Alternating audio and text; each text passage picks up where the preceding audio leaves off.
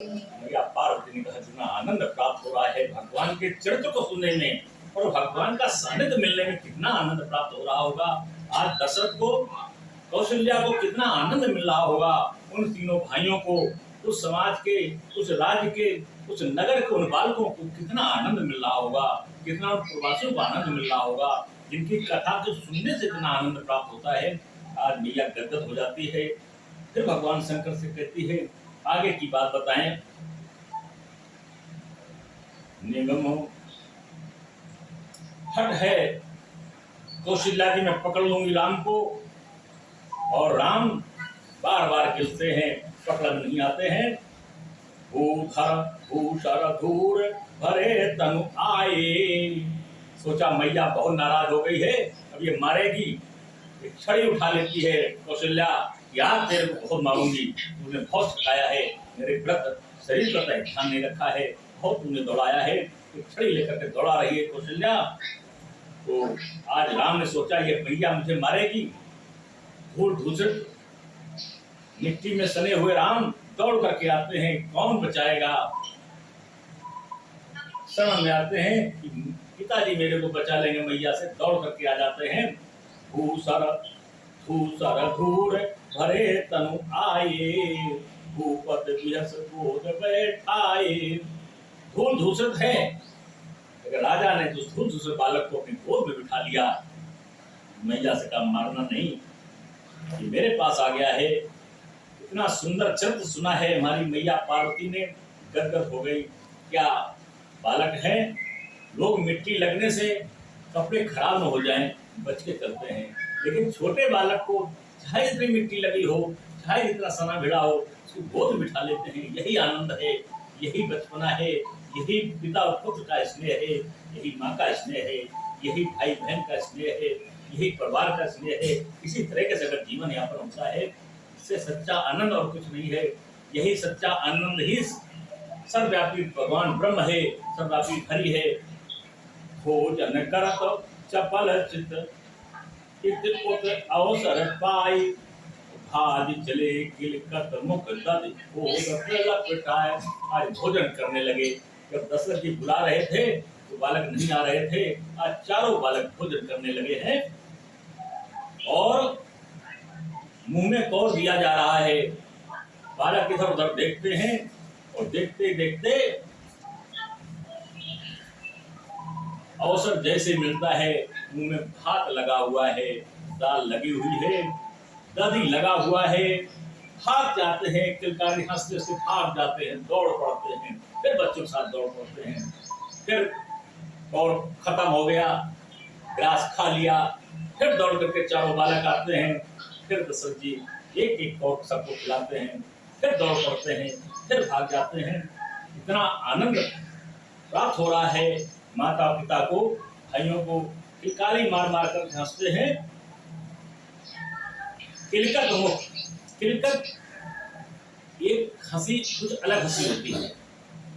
जो बच्चे किलकारी मारते हैं, बिल्कुल अपना आपा होकर के हंसते हैं, उन्हें बड़ा आनंद प्राप्त होता है और उस किलकारी में भगवान का भी वो दर्शन करते हैं, ऐसे हंसते हैं। आज भगवान राम भी वैसे किलकारी मार रहे हैं चारों बेटे। बाल चरित अति सरल सुहाए, शारद शेष संग सुत गाए। फिर आवाज आने लगी, बड़ा डिस्टर्ब करते। आवाज ना आए भाई, क्यों आवाज डिस्टर्ब करते?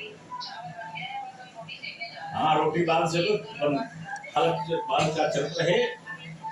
बालकों का चरित्र बहुत ही सुंदर है और ये बालकों के चरित्र हमारे शेष नाग जी भी नहीं लिख पा रहे हैं, शारदा ने भी नहीं लिख पाया। इतना सुंदर चरित्र है, इतना मनमोहन चरित्र है, इतना सुखद आनंद है।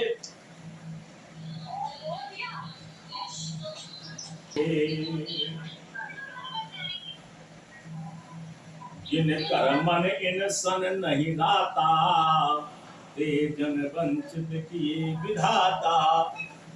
जो बालकों में भगवान का रूप नहीं देखते हैं, जिन्हें भगवान राम का चरित्र नहीं सुना, उनको भगवान ने वंचित कर दिया। वो संसार में मनुष्य तो है, लेकिन मनुष्यता उनको प्राप्त नहीं है। मनुष्य तो है, लेकिन मृत के रूप में वो विचरण करते हैं। मनुष्य तो है, लेकिन कहीं से भी उनके अंदर समाज नहीं है, सामाजिकता नहीं है, नैतिकता नहीं है, बौद्धिकता नहीं है, उनके साथ बीवी बच्चे नहीं हैं। ये वंचित कर दिया है भगवान ने। जिन्होंने भगवान के चरित्र नहीं सुना है, भगवान के चरित्र पर अनुगमन नहीं किया है।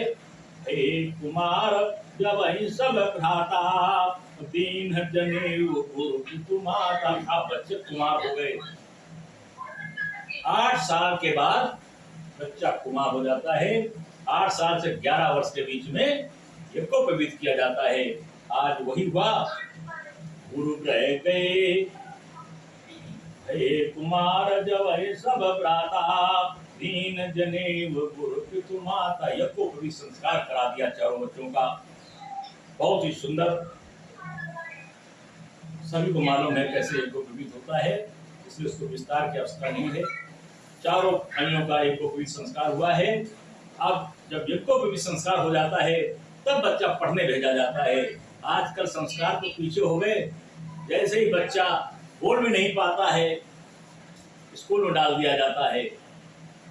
जितना बड़ा बच्चा नहीं, उससे बड़ा बोझा उसके ऊपर लाद दिया जाता है। ये सिस्टम हो गया है। लेकिन पहले बच्चे का यज्ञोपवीत संस्कार होता था, उसके बाद बच्चा पढ़ने जाता था। आज वही हुआ। सुसंस्कृत तरीके से, सांस्कृतिक तरीके, सनातन संस्कृति से आज बच्चों का जनेऊ होता है। और गुरु रह गए पढ़न रघुराई। इसके बाद जाते हैं गुरु के यहाँ पढ़ने के लिए। तो अलग काल विद्या सब पाई। उसी समय में सारी विद्या प्राप्त। अरे जो विद्या का निधान है, जो विद्या की खान है, उसको विद्या की क्या आवश्यकता है। लेकिन बाल लीलाएं हैं। भगवान मर्यादा पुरुषोत्तम राम है।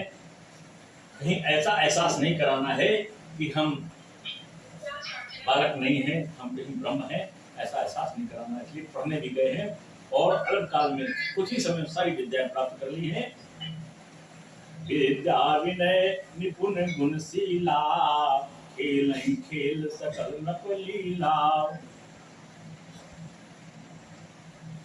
जाकी सहज श्वास सुतचारी। जिसके वेद, चारों वेद जिसकी श्वास है। जाकी सहज श्वास सुतचारी तो हरि पढ़ यह कौतुक भारी। जिसके वेद, चारों वेद जिसकी श्वास हो, वो पढ़ने के लिए जाए, बड़ा ही कौतुक है, अचंबा है। लेकिन नहीं, भगवान पढ़ने गए हैं। विद्या विनय निपुण गुणशीला खेल ही खेल सकल नप लीला। बहुत ही सुंदर ज्ञान विज्ञान निपुण है, गुण खान है चारों बालक। लेकिन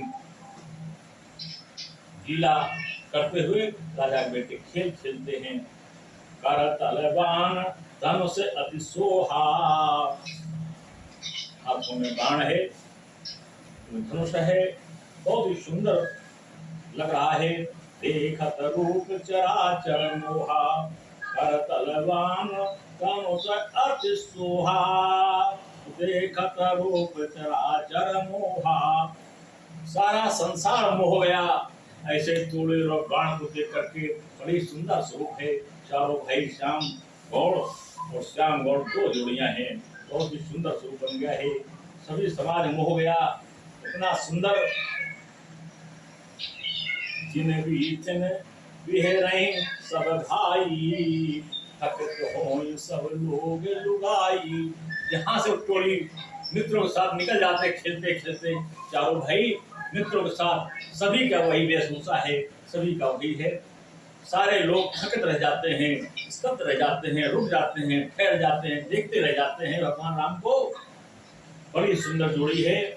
थके तो होए सब लोग, सारे नर नारी स्त्री पुरुष सब देखते देखते रह जाते हैं। जब कोई बच्चा देखने में अच्छा लगता है, तोतली भाषा बोलता है और साफ सुथरा होता है, तो सभी लोग उसको देखते हैं प्यार से। बहुत ही सुंदर प्रसंग, बहुत ही सुंदर। प्रियानंद कंद भगवान।